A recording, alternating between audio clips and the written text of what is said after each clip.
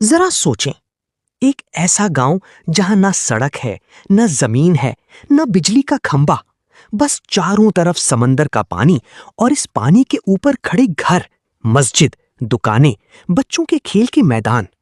ये कोई फिल्म का मंजर नहीं है, ये हकीकत है। और इस गांव को देखकर यूरोप के साइंसदान और माहिरीन आज भी हैरान हैं कि ये लोग सदियों से समंदर को अपना घर कैसे बनाते आए हैं। आज हम आपको मिलवाएंगे दुनिया की सबसे अनोखे मुसलमान गांव से, बाजाओ कौम से, जिन्हें समंदर के बेटे कहा जाता है। ये लोग कौन हैं? बाजाओ लोग जुनूब मशरिकी एशिया की एक बहुत पुरानी कौम है। ये फिलीपीन, मलेशिया और इंडोनेशिया के समंदरों में पिछले 1000 साल से भी ज्यादा अरसे से रह रहे हैं। इनका कोई मुस्तकिल मुल्क नहीं, कोई सरकारी शनाख्त नहीं, और इनमें से बहुत सौ के पास पासपोर्ट तक नहीं। लेकिन इनकी तहजीब, इनकी जबान और इनका तर्ज जिंदगी बिल्कुल मुनफरिद है। इनकी आबादी आज तकरीबन 10 लाख के करीब है और ये लोग बोर्नियो जजीरे के साहिलों से लेकर फिलीपीन के सुलू समंदर तक फैले हुए हैं। इनके घर पानी के ऊपर लकड़ी के सुतूनों पर बने हुए हैं, जिन्हें स्टिल्ट हाउसेस या खूंटों वाले घर कहते हैं। और इन घरों को आपस में लकड़ी के पुलों से मिलाया जाता है ताकि पूरा गांव एक खानदान की तरह जुड़ा रहे। मुसलमान शनाख्त। बाजाओ कौम का इस्लाम से रिश्ता सदियों पुराना है। जब सुलू की इस्लामी सल्तनत उरूज पर थी, तब बाजाओ लोग इस सल्तनत के मातहत थे और इनमें इस्लाम की तालीम फैली। आज इनकी 95% आबादी मुसलमान है। इनके समंदरी गांव में मसाजिद भी हैं, पानी के ऊपर बनी हुई। जुमा की नमाज हो, ईद का जश्न हो, निकाह की रस्म हो, सब कुछ इन्हीं लहरों के ऊपर होता है। जब कोई मर जाए तो समंदर पर जिंदगी गुजारी, लेकिन कब्र जमीन पर दी जाती है, इस्लामी रिवायत के मुताबिक। ये इनका वो गहरा ईमान है जो समंदर की तुग़यानी में भी नहीं बदला। समंदरी जिंदगी का अजीब मौजज़ा। अब आते हैं उस बात पर जिसने पूरी दुनिया को हैरान कर दिया। साइंसदानों ने तहकीक की तो पता चला कि बाजाओ लोगों की तिल्ली यानी स्प्लीन आम इंसानों से 50% बड़ी होती है।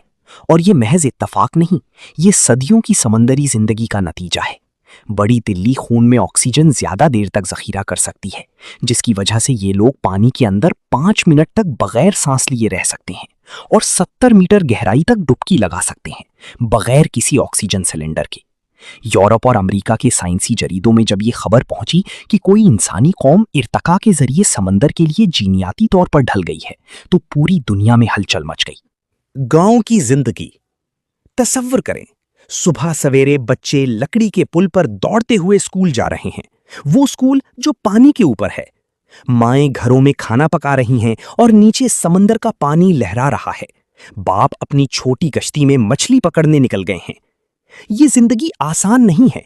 ना साफ पानी आसानी से मिलता है, ना अस्पताल करीब है। तूफान आए तो घर हिल जाते हैं। लेकिन ये लोग हजारों साल से इसी तरह जीते आए हैं। मलेशिया के सिम्पोर्ना इलाके में इनका सबसे बड़ा समंदरी गांव है, जहां सैकड़ों घर पानी के ऊपर कतार में बने हैं। बाजार लगता है, बच्चे तैरते हैं और पूरी जिंदगी समंदर की छाती पर गुजरती है। मुश्किलात और खतरा, लेकिन आज ये अनोखी तहजीब खतरे में है। मौसमियाती तब्दीली की वजह से समंदर की सतह बुलंद हो रही है, मछलियां कम हो रही हैं, हुकूमतें उन्हें जमीन पर मुंतकिल होने पर मजबूर कर रही हैं, और इनमें से बहुत सौ के पास कानूनी शनाख्त नहीं, वो किसी मुल्क के बाकायदा शहरी नहीं। 2024 में मलेशिया में इनकी सैकड़ों घर गिरा दिए गए। हुकूमत ने कहा कि ये ममनुआ समंदरी पार्क में गैर कानूनी तामीरात हैं। लेकिन सवाल ये है, जब ये लोग किसी मुल्क के नहीं तो जाएं कहां? इनका घर तो समंदर है और समंदर किसी का नहीं होता। बाजाओ कौम की कहानी हमें बताती है कि इंसान कितना ताकतवर है। वो वहां भी घर बना लेता है जहां कोई जमीन ना हो। इनका ईमान, इनकी मेहनत और इनका समंदर के साथ गहरा रिश्ता, ये सब हमारे लिए एक सबक है।